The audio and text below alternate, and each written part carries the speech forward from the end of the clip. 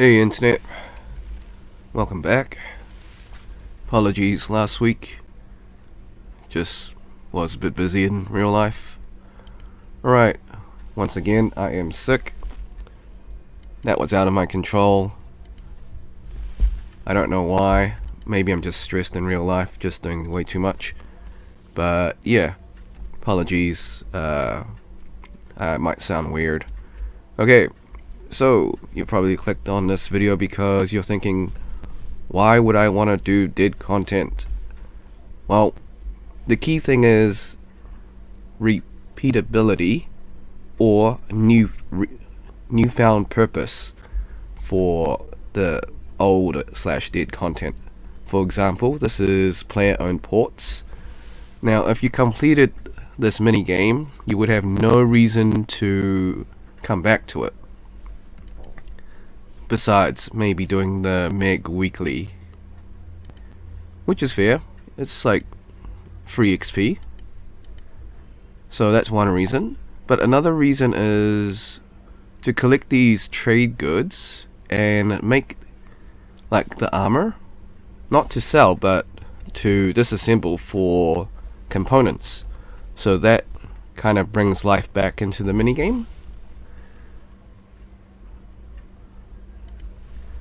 Okay, I'm just reading the Meg dialogue to get the best outcome.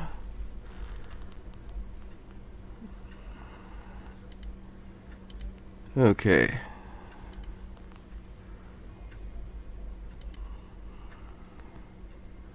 Shark on land.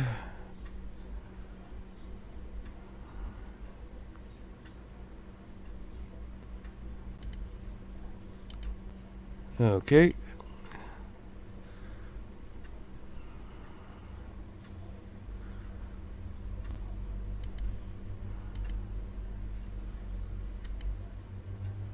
Check out the arena. Alright, cool. So, I was talking about collecting resources and making armor and stuff to disassemble. By all means, you can sell your armor, but everyone that's buying the armor is probably disassembling it for the resources. So, they would disassemble these for the Sea Singer equivalent for the components. Do I have any on me? Nope. But silent components is what you get from disassembling Death Lotus. And you need silent components for Hone 6 and Lucky 6 as well. So yeah, all I'm just saying is, I mean, this is just an arbitrary example. Like, if Jagex developers give a reason for you to redo their content, that'll be good. Okay. And I think like new content these days is, they have like these things in mind, right? It's gotta be fun, it's gotta be easy, it's repeatable. Those are the three key factors in, I guess, when developing minigames or different events and so on. Like, it kind of puts people off if things are hard for no reason and it's not repeatable. I mean, some people like the challenge, I guess.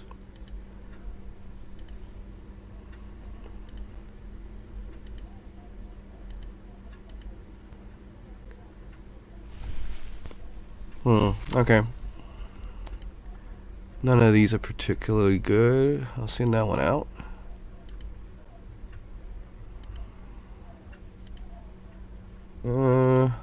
These aren't good. I don't really need Azura.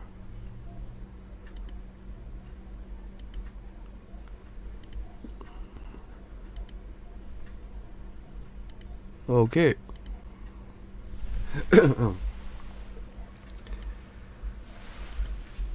Okay. So moving on to the Ark. Just another example. They just happen to be right next to each other. But a lot of people start going to this one as well. And I mean, once you bought all the rewards, there's nothing really to do. But I think they can infuse like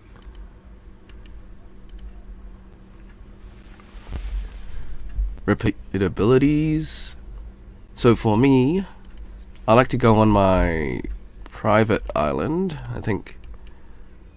So yeah, get some supplies.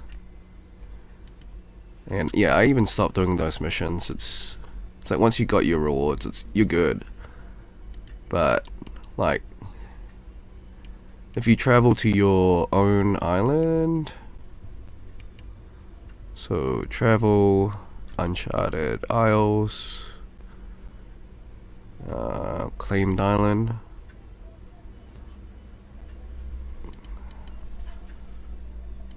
So having islands that have like rare resources for you to train, so that's always a repeatable thing to do. So these ancient energies, they're pretty good per hour. Same with the ornate turtles. So high repeatability due to leveling up, or repeatability because it's a rare resource. For example, the mushrooms. So you forge these mushrooms, you crush them, and you can use them as fertilizer for your player-owned farms. So there are different ways to make dead content live again. Just add repeatability.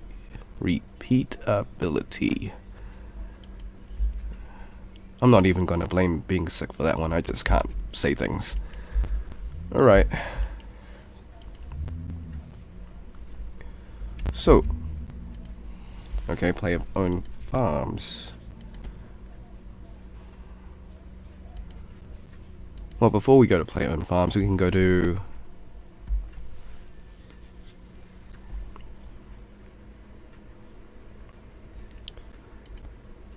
Temple of Sinistine.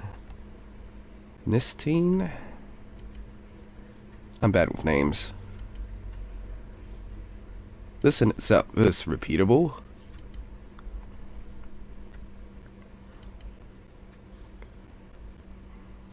So yeah, we're doing the Elder Drove thing.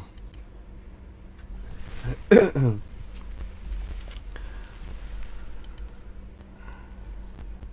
like, it's a rare resource, right? The Elder Trove. You open it up and you might get like an easy 2 mil for like just walking a couple of steps.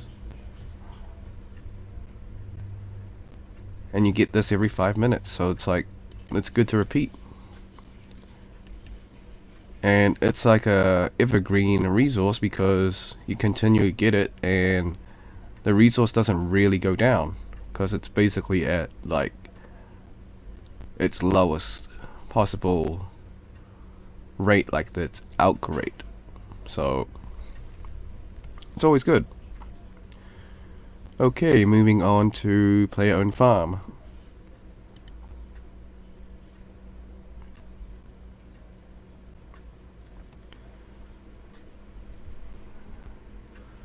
So of course for this one,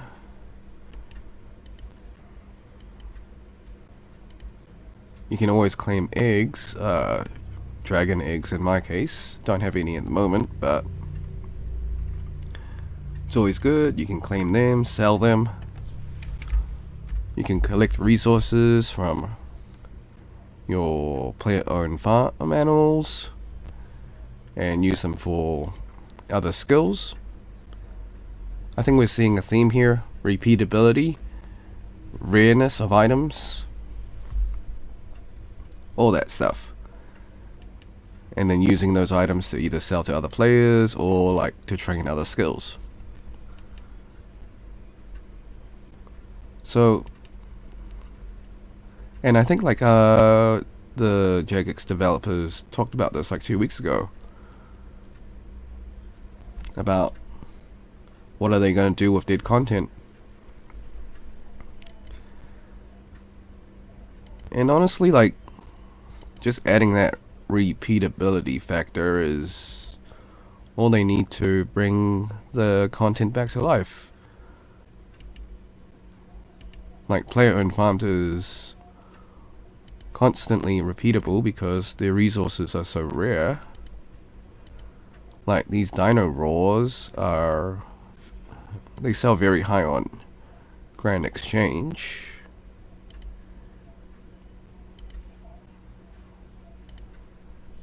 So 85 of these,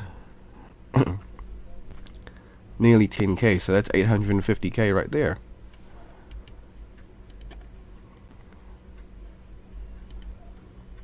Alright.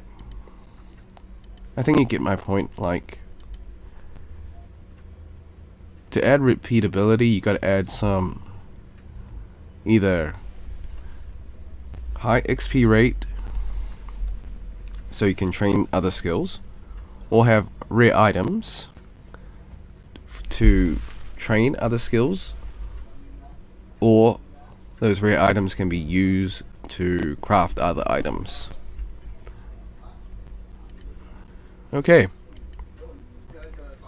Alright, I think that sums it up. What my thoughts are on doing dead content. Apologies, a little bit sick. Okay.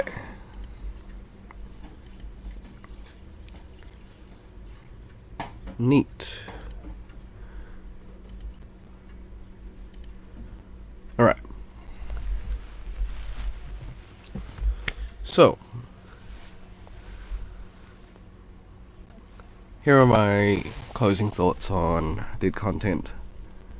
If Jagex can find a way to make them repeatable, either by having a rare resource or just high XP for players to continually grinding, then the content won't be dead anymore.